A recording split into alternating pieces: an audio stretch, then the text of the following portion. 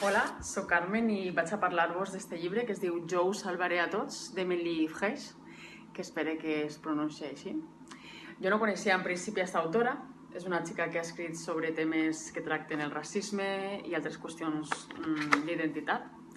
I per tant el que em va fer acostar-me al llibre va ser la portada, que no sabia molt bé si era un burca, un passamuntanyes, i després vaig llegir que era sobre un adolescent que és captada per l'estat islàmic i este fet de com una persona amb una vida aparentment normal pot arribar a clavar-se ahí, que és un tema molt actual.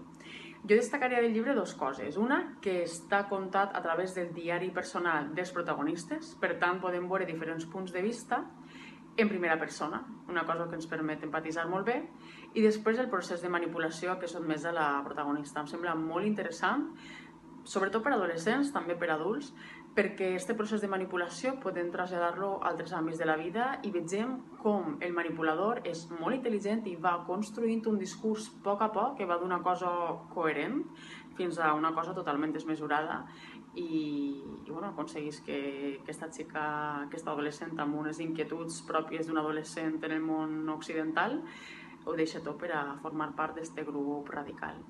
I sense enrotllar-me més, us el recomanem. Adeu.